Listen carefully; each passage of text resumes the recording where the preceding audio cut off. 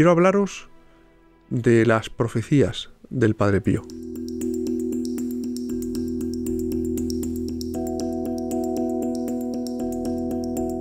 Y en este sentido hay que salir al paso de diversas profecías atribuidas al Padre Pío que no son tales, como las 3 noches de oscuridad.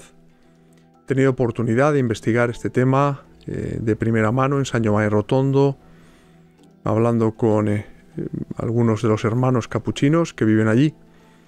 Y esas profecías de las 3 noches de oscuridad no son auténticas, no se pueden, son apócrifas en cualquier caso, y no pueden atribuirse al Padre Pío.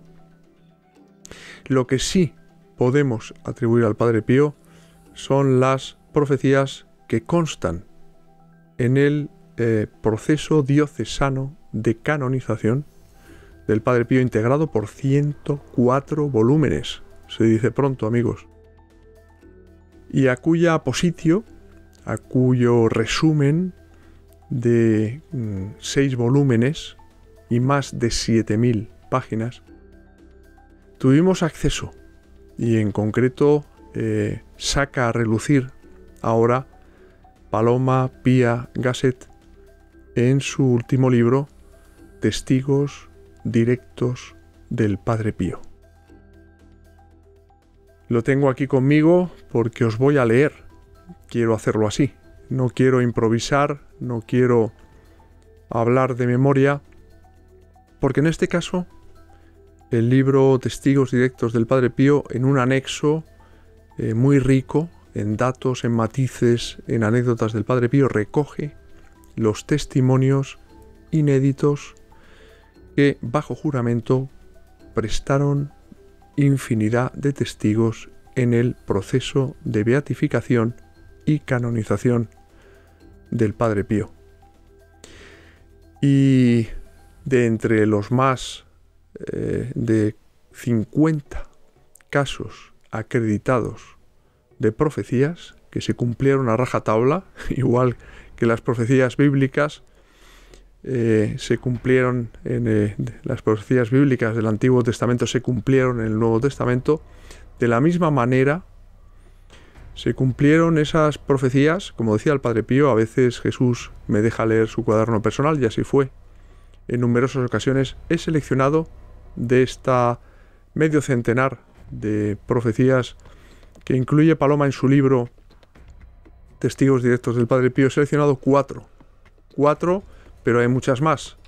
4 que son singulares, que llaman la atención por sí solas, pero insisto, hay muchas más, junto a los testimonios, como ya sabéis, de esos testigos directos del Padre Pío que convivieron, que confesaron con el Padre Pío, que hicieron la primera comunión con él, en fin, que era su director espiritual y que lo fue durante muchos años, desde Gabriele Amorth hasta Fray Paolo Covino, el sacerdote que le dio la unción de enfermos al Padre Pío, pasando por Gemma Di Giorgi, la niña que nació sin pupilas y que hoy, digo hoy porque sigue viviendo, ve gracias a la intercesión del Padre Pío, a pesar de no tener pupilas.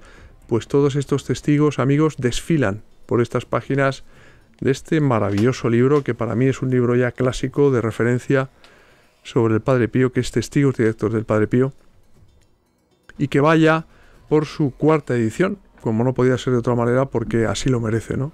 Paloma Pia Gasset ha hecho un formidable trabajo para recopilar, desenterrar esas cintas grabadas de estas entrevistas y plasmarlas en este libro.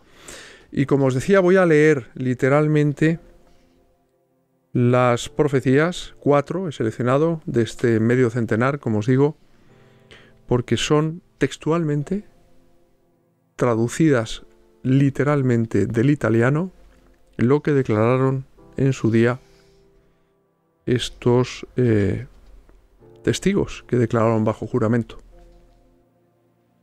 Dice así la primera de ellas: un día, mientras paseaba por los alrededores de Pietrelcina, recién ordenado sacerdote en compañía del párroco Salvatore Panulo, el Padre Pío percibió olor a incienso y cánticos angelicales en un lugar determinado. Indicó entonces al párroco que en aquel mismo sitio se levantarían años después una iglesia y un convento. La profecía se cumplió en 1947, al inaugurarse precisamente en Pietrelcina la iglesia de la Sagrada Familia y el convento anejo de los frailes menores capuchinos.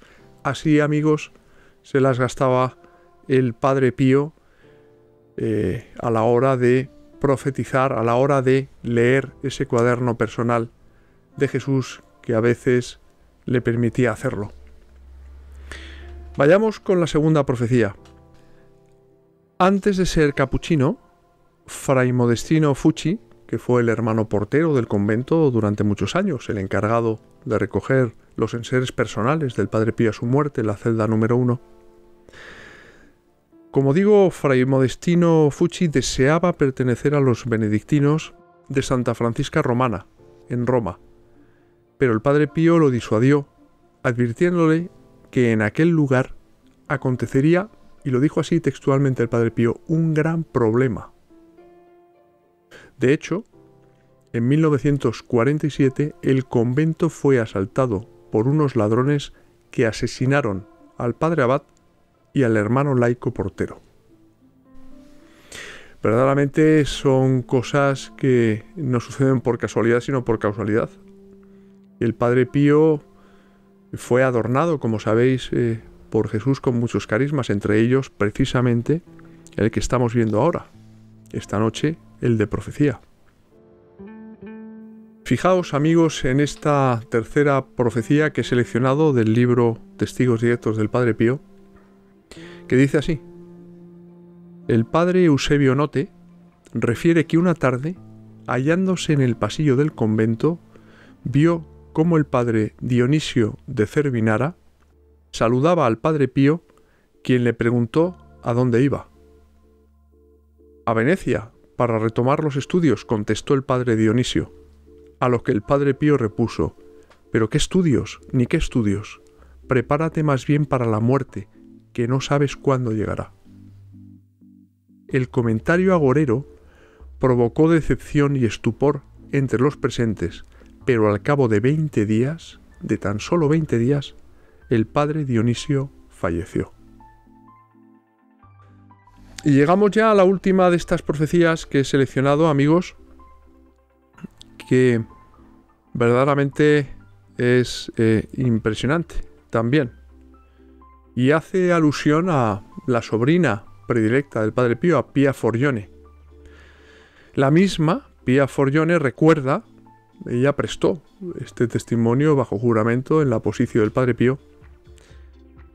Recuerda que el 14 de octubre de 1967, hacia las 3:30 de la tarde, tuvo ocasión de hablar a solas con su tío, el Padre Pío, quien le dijo: dentro de 2 años ya no estaré aquí, porque habré muerto.